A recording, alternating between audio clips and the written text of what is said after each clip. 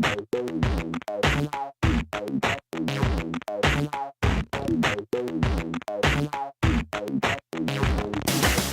to another episode of Technical Earth Syndicate. You'll never find a more wretched hive of scum and villainy. I'm Chris Stewart. And I'm Michael Buffington. And this is episode 38 for March 14th, 2014. Nice intro. Right? We'll hold on to it for a while. Yeah. So what we got going on today, man? We got a lot going on, I think. Do we? You think? Maybe. Probably. Somewhat. I'm excited. I haven't been able to do any kind of recording in a while. Yeah. Yeah, I'm kind of sad. I missed the last one with Ryan Schaefer, and then of course your guest spot on First World Podcast. I was real sad about that. Oh yeah, it was fun. All right, what are you talking about today? Well, we got a topic we've been going back and forth on our free time about a little bit for a while. Storylines versus gameplay on some games. Sometimes you have a game that's got really fun gameplay, but kind of a subpar story, and we're going to be talking about why that's acceptable on some genres, but not so much others. And then you have some gripes about a certain game you've been playing for a while. Yeah, a little bit. And then on Alan's Tech Corner, we're going to be talking about a cyborg drumming arm and Project Tango. Next up is pre-show talk, so stay tuned. Wiener, wiener, wiener, wiener, wiener, wiener, one wiener next to another wiener, wiener, two wieners alongside yet another wiener, tangle song, wiener, nice and soft, bloody rags, wiener. All right, Chris, what have you been doing with your spare time? We haven't been recording an episode for a while. I mean, I recorded one, last week with Ryan Schaefer with his new game. Yep. I haven't had a whole lot of free time lately. I just recently moved into a new house, and so the last couple of weeks has been nonstop setting up the house, and I only just recently got my computer set up, so. Awesome. Yeah, but between all that, I've been playing a lot of Dragon's Crown. Dragon's Crown. Yes. You know what? I've been playing a game like that too. Mm-hmm. Yeah, it's called Dragon's Crown. Yeah, it sounds familiar. I think Yeah. Probably exactly this game I've been playing. Oh, is it? I mean, it might be different. Probably it's not. the same name, but you know. Let's talk a little bit about Dragon's Crown, shall we? I think you got the special fan service edition, didn't you? Oh, yeah. Because apparently I've been enjoying the flopping titties in that game. No. That game is ridiculous, man. Like, I like the combat. Fun. Yes, it is. It's explain to our audience what Dragon's Crown is. Well, if any of our old school gamers remember games like Golden Axe and Streets of Rage, it's a lot like that, but with more RPG elements to it. Mm. Yeah, so probably a lot of replay value because there's 8 different classes you can play as, and then there's online co-op after a certain amount of quests have been completed. But Yeah, a lot of fun. I think it's like right after you get to this point where they start randomizing your dungeons if you don't use the stables or whatever. Yeah. So, which I was kind of mad about. They were like, "Here, you have to use the stables and you have to pay money to get to your dungeons now." Yeah. And I'm like, "But I needed to complete some of the side quests I forgot to do." And they're like, "Oh, too bad, random." Yeah. I'm kind of stuck on that part, though. Like with the story, you have to find some talismans or something, and I can't figure out where to find those. I think you have to redo some of the levels, I'm guessing. But, Yeah. It's a fun game. It's steadily got harder, though, as you progress, which I'm glad. Yeah. But it does have a pretty coherent storyline of rescue this, the king says this, the king's this, and blah, blah, blah. Yeah. Betrayal. Boobies. Don't touch that. Quit touching me. On the Vita version, if you touch people, they'll say things. And Chris experimented with this. He touched the shopkeeper with her big, enormous titties hanging out, and she's like do that again, I'll kill you or something. I don't know, but it was Something about turning your hands to stone or something like that. And I didn't even think about doing that because I guess I'm not a huge pervert. But it was an accident. I swear to God, it was an accident. Oops. She was in the center of the screen. How is that a goddamn accident? Well, you're trying to poke on the screen to pick your options for browsing the shop, and her boobs are like 95% of those screens, so there is room for error. were you drunk? I mean, you were like, yeah, boobies. No, I was playing with my elbows that day, and so it was a bit difficult. Oh, okay, Yeah. nice. What else you been playing though? Not too much else, honestly. I played a little bit of Call of Duty Ghosts because they just recently dropped the map pack for PS4. Call of Duty Ghosts, pew pew shooters. Basically, yeah. Been Yeah. trying to get good enough to unlock Michael Myers on the map, and I actually managed to do it once, but I got killed pretty quickly, even for Yeah. Michael Myers. So that shows you how good I am at that game. That's fun, and the new alien mode's pretty fun too. What Yeah, was it I called? enjoyed I forgot what the alien map is called. Whatever. Oh, yeah, Our Call of Duty fans, if we have any, know what we're talking about. yeah. It's a pretty fun map pack. I haven't been playing that much though. I've been playing a little game called South Park and the Stick of Truth. So jealous. Now, I did talk about this on First World Podcast, the last episode that they just did with me. So, I mean, if you want to find out my full, story with that game, listen to it. I didn't really talk too much about it because I didn't want to spoil a lot, but that game's really fucked up. I mean, just beyond fucked up. It's awesome though. I actually really enjoy the story in it that they have, as silly as it is, and I haven't actually really watched a South Park in a very long time. And I mean, I think I stopped watching it in 2008. I've caught here and there episodes every once in a while, and I did watch the last Black Friday episode with PS4 versus Xbox Oh my One. God. The Black Friday trilogy. And- that was amazing. And that the last episode of the trilogy actually plays into the Stick of Truth game, because at the very end of it, they're like, "We found the Stick of Truth," or we have, or no, that's not what they said. They said, "What do we play now?" And he's like, "We'll play with this." And he, Cartman holds the Stick of Truth up in the air, and that's when the game takes place, I guess. But Yeah. And then the whole thing is like a giant ad for the game, because at the very end it's like, pre-order Stick of Truth. yeah, I will say, I won't talk any more about it because I want to talk about something else. It is a great game. It's fun. I wouldn't say it's short. It depends on how you look at it. An RPG, it would be short, but for a South Park game, it's not really. It's like 15 hours for a South Park game. That's 15 hours of South Park. Yes.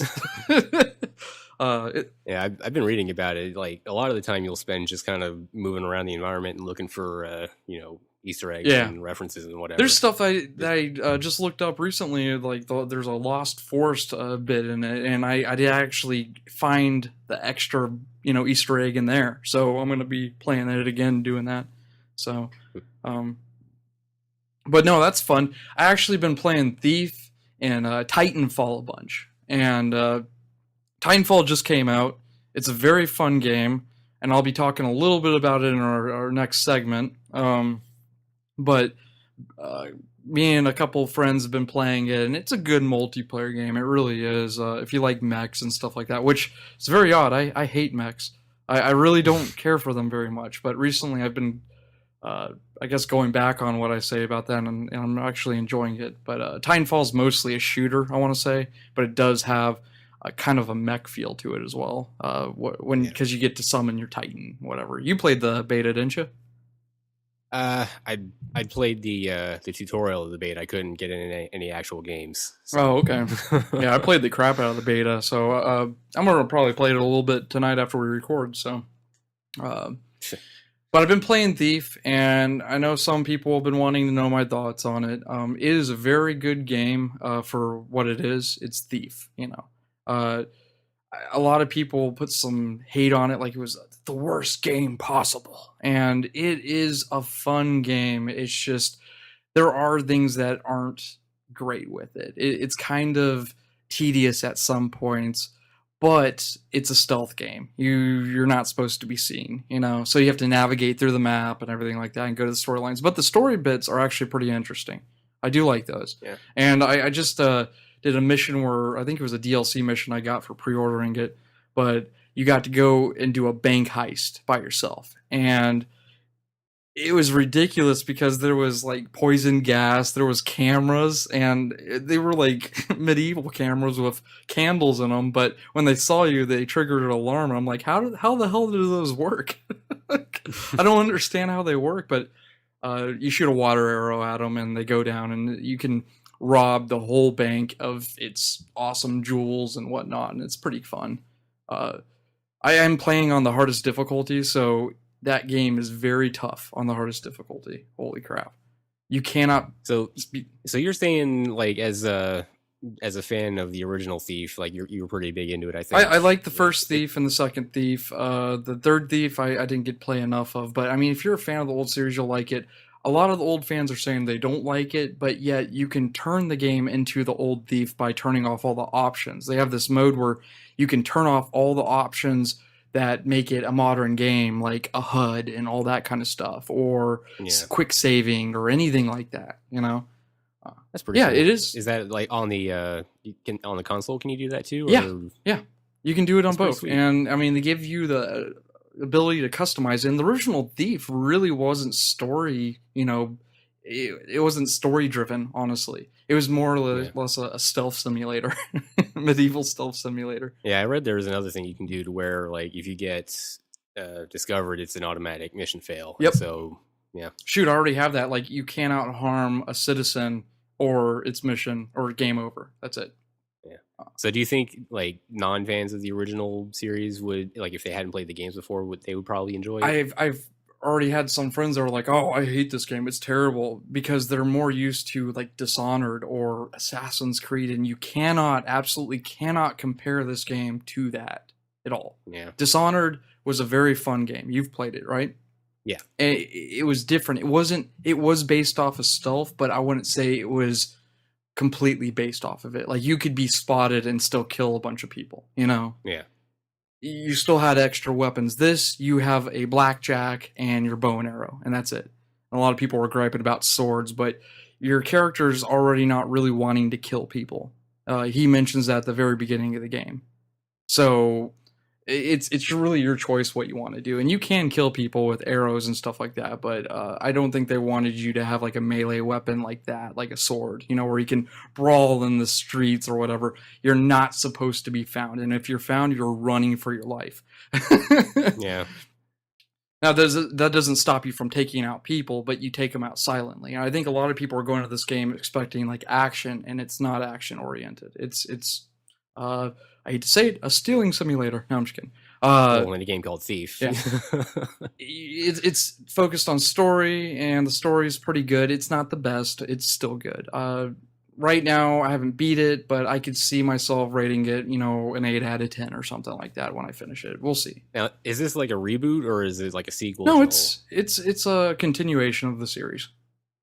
So are people going to be lost if they haven't played the other games, or is it pretty much a standalone kind of story? No, I don't think they'll be lost. I mean, if they want to, Wikipedia and read up on, past information, that's fine. I mean, the storylines of the original Thieves weren't super hardcore. The third one had a lot more storyline, but the first two really didn't have a whole lot of story. They had a backstory you could read and stuff like that, but it was good. Cool.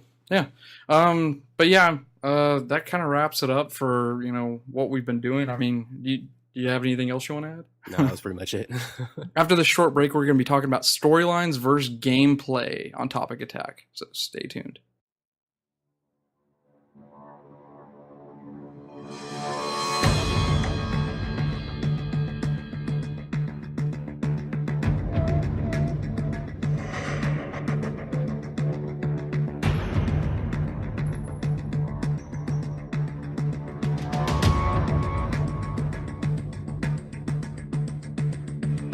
All right, so this topic came about the other day when I was talking about how I played the demo for Lightning Returns Final Fantasy 13, and I liked the combat in the demo. This is where the argument started. Yeah, No. I like the combat, but I haven't played 13.2, and I don't know if I want to try to force myself through that whole game just so I'll know what's going on in 3, because I didn't care that much for the first game, but 13 sucked. yeah.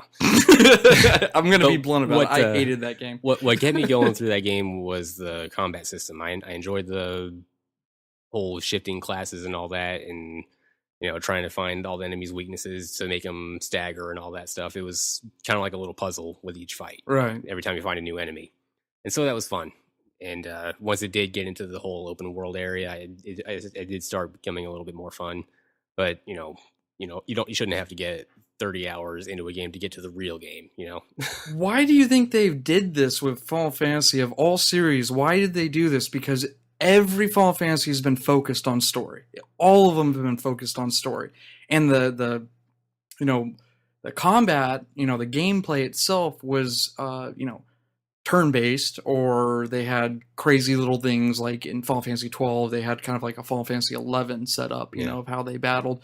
But I mean, why did they focus more on the gameplay than the actual storyline of these games? It kind of baffles me, and it also upsets me because I used to be a huge Final Fantasy fan, but 13 just it ruined it for me, honestly. Yeah. I don't know if it's so much that they focused only on the gameplay and not the story. Like, the story is definitely much weaker than, like 7 or 8, for example. But like, all I hear with people is, "Oh man, I play Final Fantasy 13 for the gameplay or the battle system. It's really fun." And I'm tired of hearing that because I want storyline. I want storyline with that game. Yeah, and it should be that way with any RPG. You would go to an RPG for the good story. And they didn't really deliver with 13. I mean, it does have storyline, and there's probably fans that are going to argue with me about the fact that they really like the storyline. I know a lot of people do like the storyline, but majority of our Final Fantasy, or the majority of the fan base of Final Fantasy, do not like the storyline of 13. And I haven't heard anything good about 13.2 or Lightning Returns either. I mean, the reviews came in for Lightning Returns, and it was, medium. Like, it got half score. Depending on who reviewed it. I know a lot of people don't trust reviews, and I usually don't trust them. But I was reading up on it, and people were giving it half scores like 50s or a 5 out of 10. That kind of stuff. Yeah. And I'm interested to know why that is, because most Final Fantasies at least score 7 to 8 or higher. Yeah. Or a 60 or 70 or 80 or higher. So, well, I think it's like with this particular series of the or like with this whole trilogy, I think it's apparently in Japan, with the 13 trilogy and the Lightning character are actually pretty popular from what I've been reading from whatever. Right. But over here in the West, it's not really. No, people don't really like it. They're tired of Lightning, and they think she's a really boring character, which is pretty true.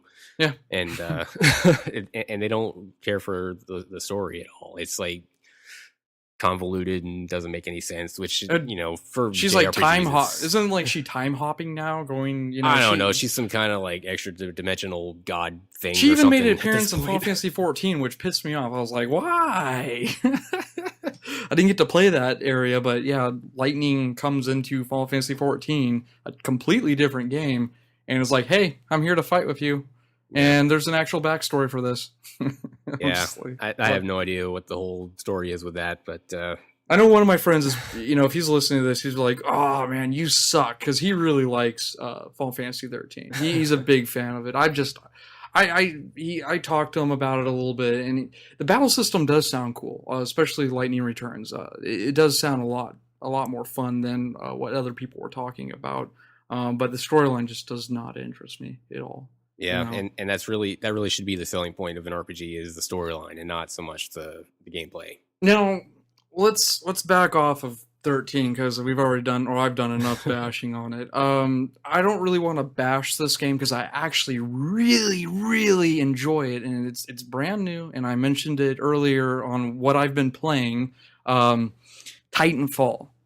There's a lot of hype behind this game, right? I mean, it just came out. People are obsessed with it. It's really fun. It's by the makers of, or it's by the original developer of Call of Duty that he made, Call of Duty 1 through, what is it? 1 and 2, and then Modern Warfare, the first Modern Warfare, correct? And Modern Warfare 2. He made those games, or his little, trio, or whatever, whoever left Activision. He went to EA to develop this game. And he said, I wanted to make a multiplayer game and also have story in it. And I've always heard, oh, this game's going to have story. This game's going to have story. And then when I played the beta. They only gave you arena matches to play. And I'm like, oh, okay, this is cool. I like it. It's like Call of Duty with mechs. It's like, I wouldn't even say it's Call of Duty with mechs. It's kind of a new genre of shooter, still arena based. It's very fast paced. There's AI units you can shoot. What's not to love about that? That's actually a pretty cool idea. They also incorporated a story mode to it, and they called it a campaign mode. And I know our friend Baron was arguing with me last night about this. He said, there's a story in it. There is a story, and it's a very little story.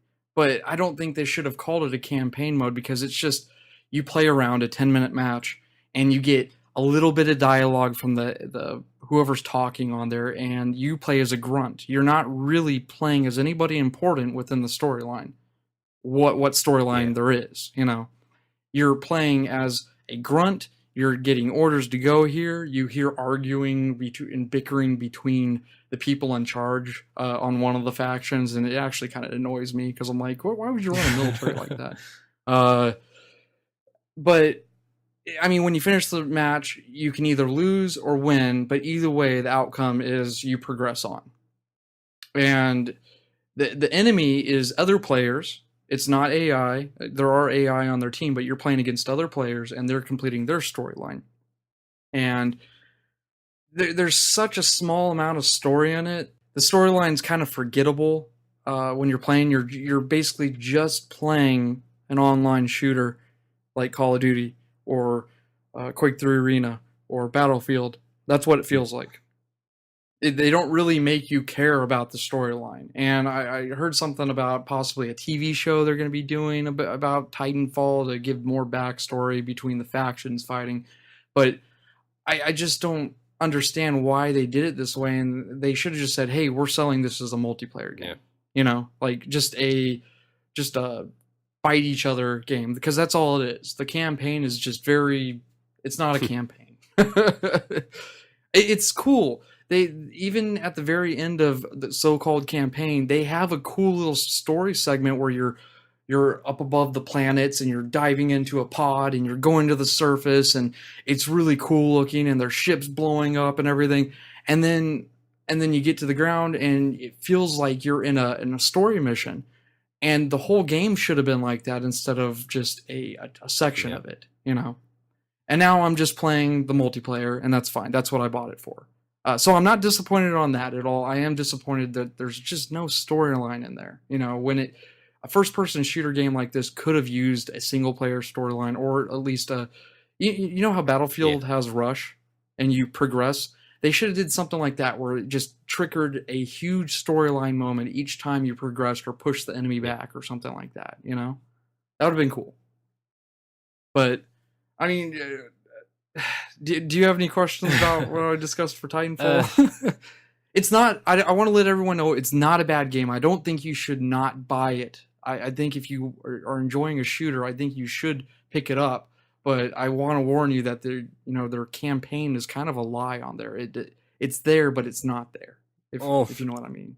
I don't know. On the other side of that, I think that mainly the people who buy the games like Titanfall and Call of Duty and Battlefield, they're not buying those games for the story. So right, which kind of I did that as well, but I was also expecting an elaborate story. But other people have told me, well, you shouldn't have expected that. But you know, I kind of wish they would have done that. It would have made it a better game. Maybe. You know, I don't know if I love a good story in whatever game I'm playing, but not every game or genre necessarily needs to have this epic sweeping story. There's a place for it. even Battlefield 3 and 4 and Call of Duties all have at least a 4-hour campaign within the game, and I don't see why they didn't do that with this. You know, I know it could have been money, it could have been any of those things, but it's EA. You know, they could have done a little bit more with it. And you know, the same thing with those two, the Call of Duty and Battlefield. The campaign on those games is always basically just, it's like a long tutorial. You're learning how to play the game if you've not played a Call of Duty before. Where have you been in the last 10 years? right? But it's basically a tutorial for multiplayer. That's all you're really doing with it, and it's there if you want it, but that's not what people buy it for. I mean, in the past, some of the Call of Duties have had pretty elaborate storylines and good storytelling. I want to say Black Ops had some really good storytelling. But I mean, it wasn't, you're right, it was basically a tutorial for getting good at aiming or whatever, for the multiplayer, because those games are purely focused on multiplayer, and we all know it, But I do expect every time I buy a Call of Duty that I'm going to get to play some crazy campaign with ridiculous stuff like shooting people in space like in Ghost. I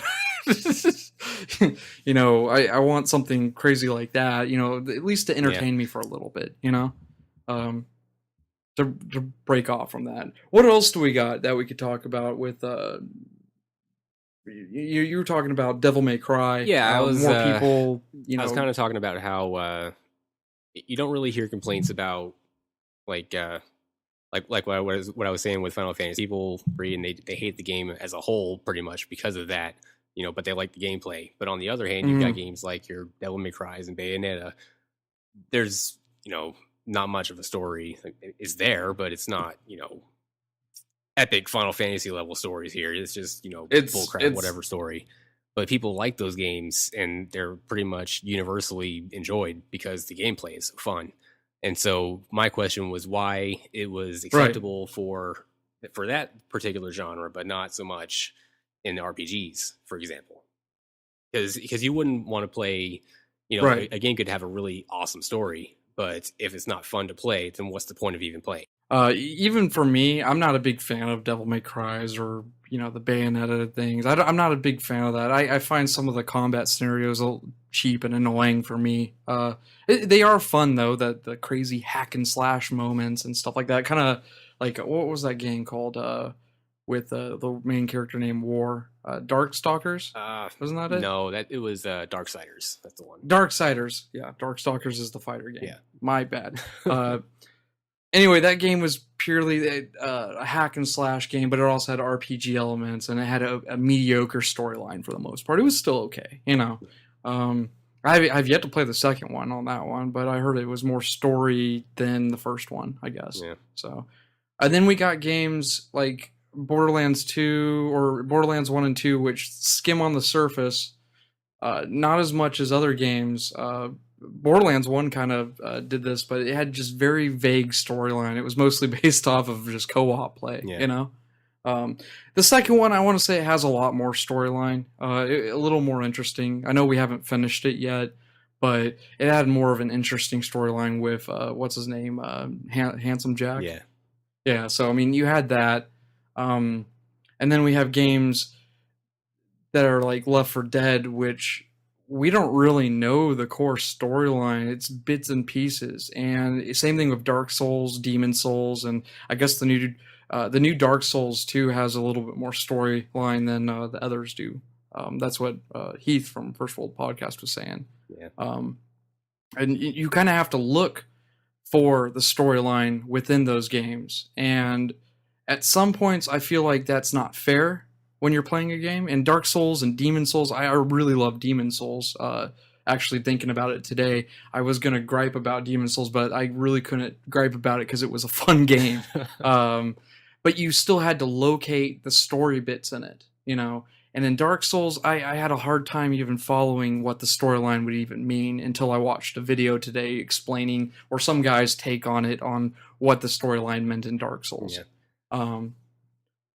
Like, how do you feel about those games in a sense of like looking for storyline bits in video games, and not actually having a story at all, but you have to locate the segments of it, you know? Well, particularly with the Soul series, for me, everything about that game is, you know, you're not going to be handheld or spoon-fed anything. You got to work for everything you have in that game, including the story. So if you want, it's definitely there, the story, and there's like a huge, you know, a vague lore story, to everything, though. but A vague story. Yeah, but you really have to go out of your way and look for it and find all the stuff that tells you about it. And to me, that's just part of the whole Dark Souls, Demon Souls experience. Is just, you know, you got to grind your way out to it and find. But a majority of the people don't care about that, though. They only care about the PvP side of it and the hardened factor of it. Of, oh my god, you're going to die every single time you play this. Yeah. And that's all people care about on those games. But no one really cares about storylines. So I know that why they sell well for those type of people. Yeah. But for me, people like me, I want a lot of story, or at least a little more story, kind of like Demon Souls, that had a little bit more enjoyment with how they handled the story in that. You went through the different, were they mirrors or something? The mirror worlds? You went up through the Nexus gates. Each Nexus gate had a kind of a different storyline within each world. And you kind of could piece it together a little bit more easy, a lot more easier than Dark Souls, because Dark Souls was just so open and so huge, you know. Yeah. So I think I enjoyed that a little bit more, but I don't know. I wish the series had just a little bit more booster of story onto it, you know. Yeah. I don't know. I'm not really one of the ones who don't care about the story, but it's not, you know, square one on my list of why I'm playing that game. Like I like video games that are kind of like a book. You know, you get a good story with it, and it was enjoyable. You know, and certain, like, I'm not saying I dislike Dark Souls or anything like that. I did enjoy Demon Souls. I got pretty damn far in it. I think I almost beat it. I'm pretty sure I didn't beat it though, because, you know, that's me. You would remember if you beat Dark Souls or Demon Souls. That's like an achievement. Yeah. I got really far in it though. And then Dark Souls I didn't play as much, and I played, you know, at least 20 plus hours of that game. I didn't enjoy it as much as I did with Demon, because the lack of story, I guess. And I wasn't a huge masochist on how many times I can die before, you know, rage quitting. So and then, like I was saying, Left 4 Dead, a lot of people only play those for gameplay. I kind of play it for gameplay as well, but there is a hidden story within it, and it's a very, very hidden story. Yeah. You know, you really have no idea what really caused the outbreak or anything like that in that game. You know, I wouldn't mind Valve coming out with an actual storyline version of Left 4 Dead, you know, where they actually explain some of this shit. Yeah. Only did have that little comic deal that came out before. What was it? And I noticed that with these type of games, even Dark Souls just announced they're coming out with a comic to explain storyline for Dark Souls 2. Yeah. And I like that, but I almost wish it was included within the game and you didn't have to do that, you know? Yeah.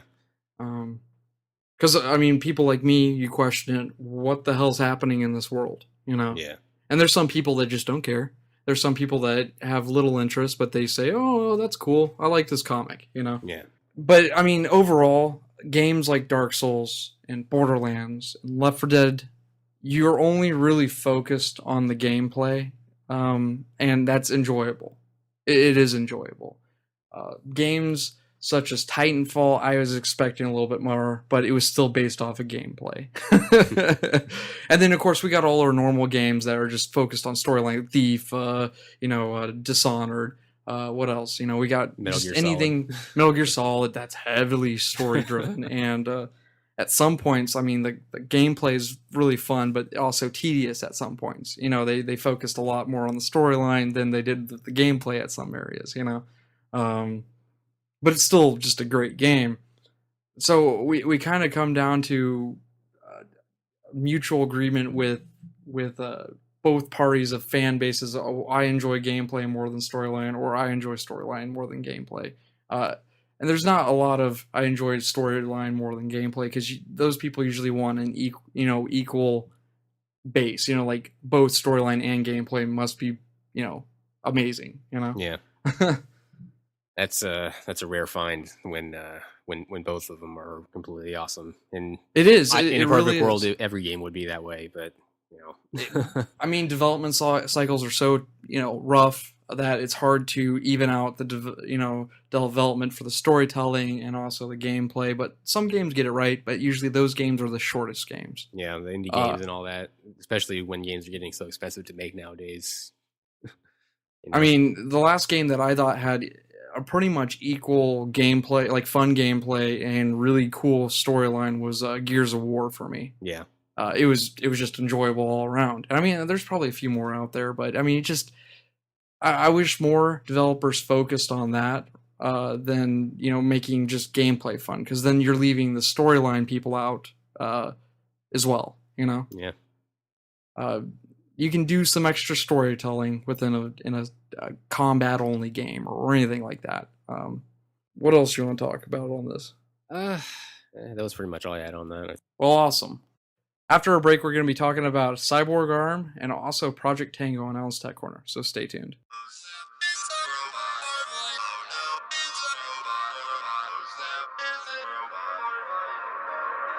I remember I used to serve drinks at this local joint, cause I was broke, but my focal point was this wasn't no regular bar. It was a spot where robots were ready to spar. And one night Megatron rolled in. He ordered Pennzoil, drank it straight from a can. His plan was to go and get wasted again, standing next to Mega Man with a drink in his hand.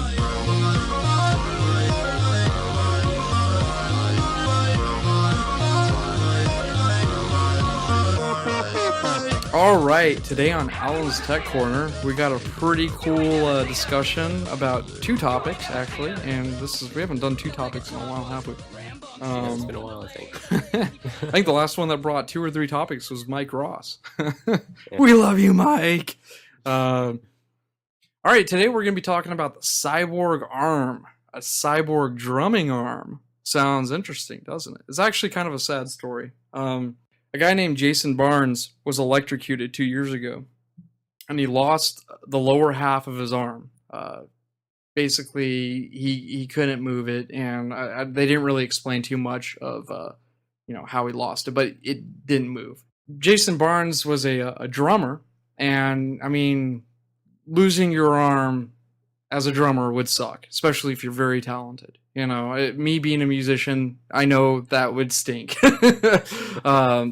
So he actually started building his own makeshift device to try to drum with his arm. And, I don't know how far he got. It really didn't explain the story. But the Georgia Institute of Technology with Professor Gil Wingberg, is that it? Decided to build a robotic version of this. And it was actually, you watched the video, right? Yeah, it was pretty cool. Yeah. And he was able to hold 2 drumsticks in one hand to kind of do like a jazz beat or whatever. I'm sure he's done other stuff, but he looked like he was a musician that did different drum beats. The device utilizes a process called electromyography. Did I nail that right? Yeah. That's a big word. Basically, it was able to follow Barnes' direction through electrical signals produced by his upper arm muscles. And he's able to drum on the drum with it. His muscles control a small motor that handles the drumsticks, basically. Yeah. And we've heard about this before with people using nerve endings and muscles to move certain things. I think I saw some guy was able to move his muscles in his arm stump to move a finger, what's it called? Augmentation, Yeah. So it's kind of using the same concept as that. But the video, which we did post this on our Facebook earlier, recently on there, so if you want to look it up, it's on there. We got the information from The Verge, which they got from the new scientist in Georgia Tech, which is pretty cool. But basically, this allows him to be a drummer again. And I was reading some comments on there, and they were horrible. They're like, this is cheap. But when you lose an arm, how is that cheap? Dude can drum again, and it's like he's got 3 hands now for drumming. Right. Because it's got the 2 drumsticks, and then he's got his regular hand. Well, it said So like it's that crazy. he was kind of using the 2 drumsticks in one hand to do jazz beats, because you can hold two drumsticks. There's some talented drummers out there that do crazy stuff like this, but he's able to be a drummer again. He's able to produce the beats that he wants, and it's all thanks to the Georgia Institution of Technology and the professor, that worked on this for him really helped him out. I mean, it's a sad story to see someone lose an arm and not be able to progress with a career or anything on what they were really good at, Yeah. Actually, he's going to be performing on March 22nd on a concert in Atlanta, the Science Festival, believe it or not. And you guys can go see him. That's some pretty cool news. Make sure, like I said, if anybody wants to go out and see the Science Festival, make sure you go see this guy, because he's trying, and he's going to keep this up. He's going to keep being a drummer. So that's some good feel-good stuff right there. Science. Science works. Science will progress us as humans, even if we lose, arms or legs or eyes or hearts, anything. Up next, we're going to be talking about Project Tango. Chris, now, did you read up on this at all? And I look watched at it? the YouTube video, and I looked on their website. It's from Google. Yeah. It's called Project Tango. It's like a prototype phone that they're working on. It's like a smartphone that has like a special camera in it to Full 3D motion on the device, to creating a mapping environment and everything like that. So you could basically, they showed in the video, like you could play an augmented reality video game if you wanted to, that would interact with your world by scanning your surroundings. Like you can walk around your house and create a whole like 3D model of whatever room you're in. Which this could be very beneficial to anybody that's a contractor that's building, houses or anything, schematics. You could alter that, scan it into a phone, easily alter it, and you would have like a blueprint within your phone, a fully 3D blueprint of whatever, Yeah, I'm sure everybody has gone to a furniture store and bought a couch only to get home and realize, holy shit, this isn't going to fit in my living room. Is that what happened to you? Almost. So, I mean, that would be a cool little thing. And now they're asking for developers to work with this thing right now. And Google's hanging out 200 prototypes, and those may be already gone, but you can apply to be in the beta or whatever it is on their site. Just type in, go on Google and just type in Project Tango. It will bring you there. It's www.google.com/ATAP/Project Tango.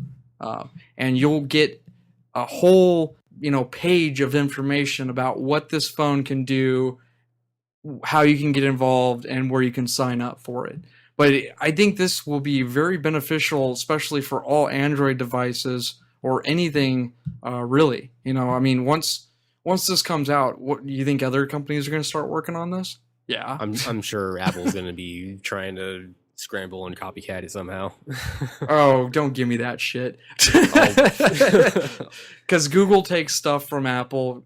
It's just I think it's a cool idea for everybody to take part in. Not just one company needs to single us out. Even Samsung's creating their own stuff, or anything that's unique like this, basically. Now, this isn't something you should get expecting like a full like final product kind No, of thing. no, This not is at all. like beta testing, like prototype stuff. So if you're like a developer or something, It's then perfect it's for something that. for what you would be interested in. Yes.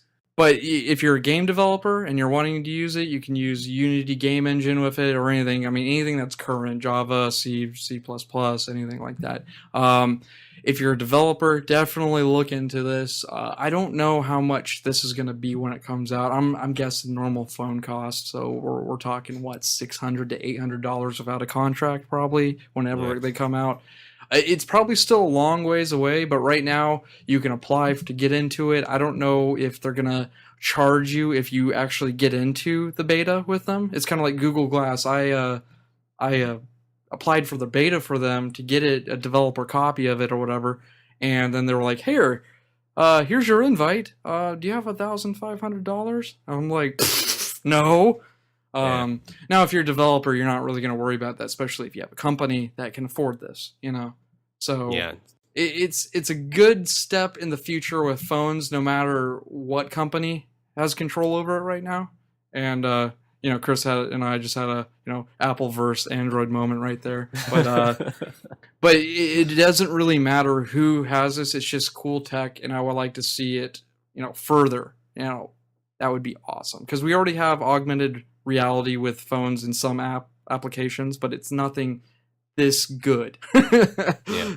It's like the hokey version of it. It's kind of like comparing old virtual reality to the Oculus Rift right now. Virtual Boy. Virtual Boy. Oh god. Oh, another thing that I completely forgot to mention about it, it's really good for instance, like a blind person can hold on to it, and it'll give them like audible cues, like, "Hey, you're about to walk into this wall, so go to turn left." Oh And yes, I forgot about that too. Yeah. That was in the video too. So that's pretty cool stuff. So I mean, there's so many possibilities with this device, and I think it's a good opportunity to anybody that's interested in, you know, working on a, you know, an application or something to get your hands a little dirty and go into this, even if this doesn't take off right away. So that's cool stuff. I hope we get more technology like this. And if the more information we get about this device with Project Tango, we'll, you know, keep you guys updated on our Facebook or Twitter or whatever. So Awesome.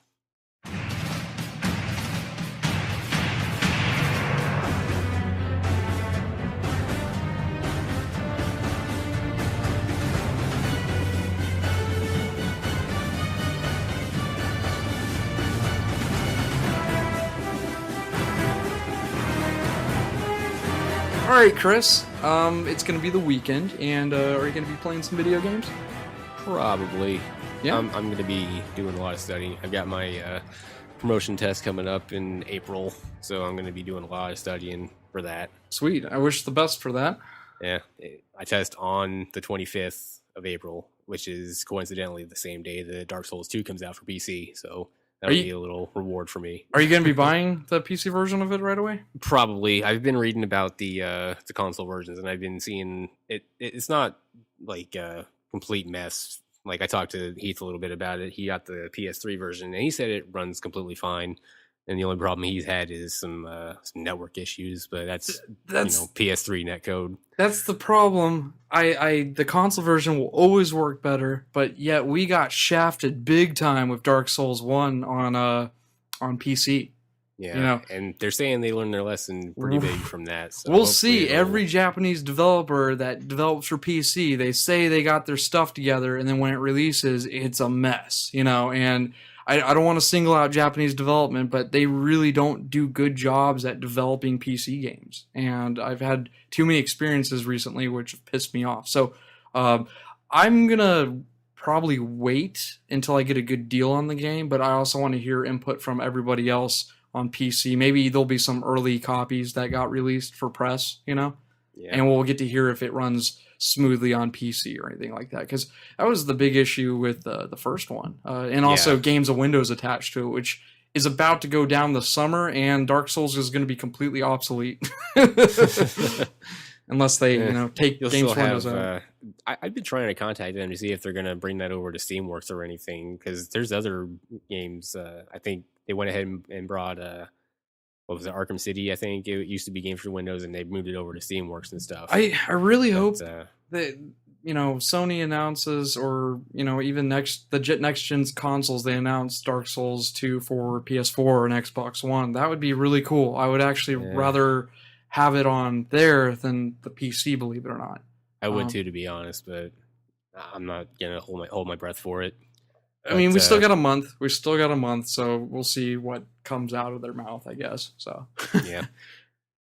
But, anything else you're gonna be playing this weekend? I mean, I've got a ton of PS3 games I probably should be playing. I still haven't beaten The Last of Us, and I've got a bunch of games from PlayStation Plus I need to go through.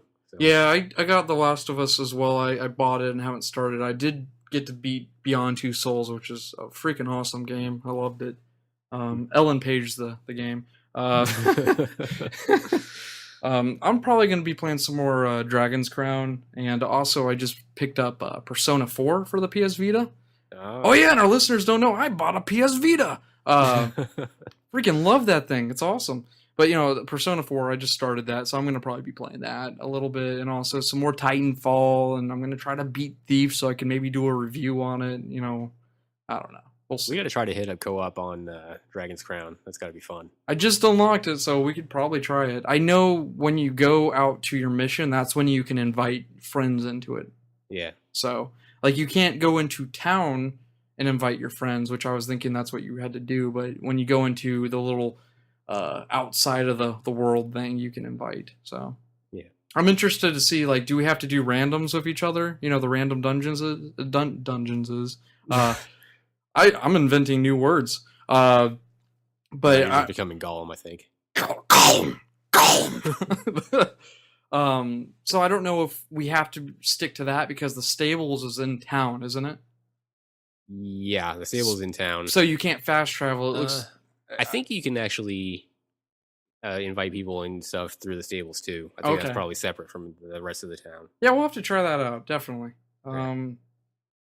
And of course we got all the other crazy games we're playing, Ghost and stuff like that. But yeah, I'm gonna try to hit up some single player games. We have too many video games, guys. Too many video games. I have the problem. I need. You definitely have the problem. Shut up. You're buying the game every other week. No, don't lie. Okay, it's true. I have a problem. The first step is admitting you have a problem. Is too many video games a problem? First world problems. First world problems. That's right. Tell me I have a problem by doing hashtag TES podcast. Mike, you have a problem.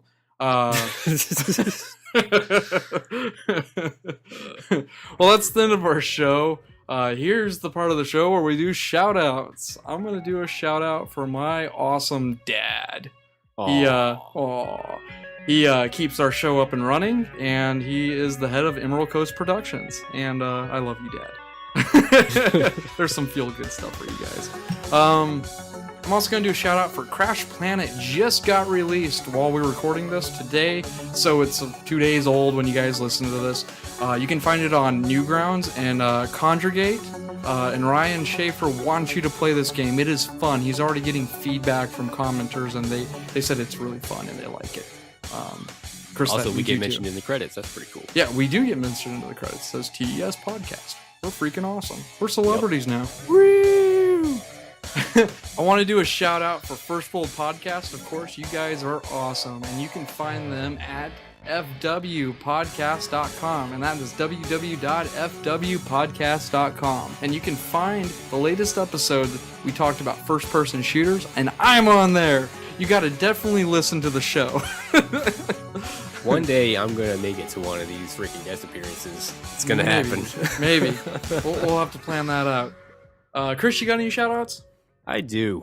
I'm going to go ahead and shout out our Phantom co-host Mike Ross, who's still fighting for freedom in the desert. Freedoms!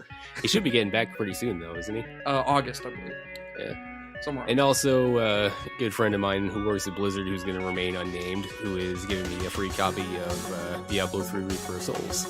Ah! Yeah, pretty excited about that. I'm kind of jealous, but whatever, man. All right, we've changed up our Twitter. You can still follow me at mbufftes, but we got our actual own podcast Twitter now. It's TechES Podcast on Twitter. So follow us at TechES Podcast.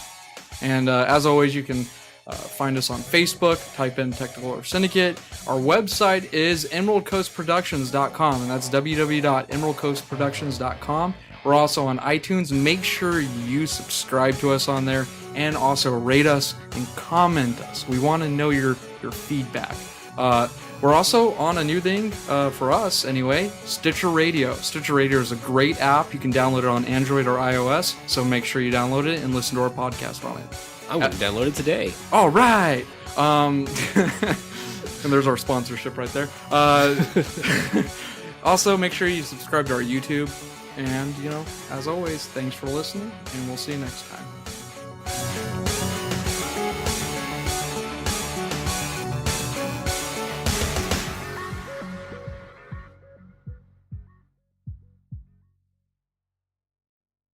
I also want to do a shout out for our lovely. God damn it, shitty walls! God damn Mongolians!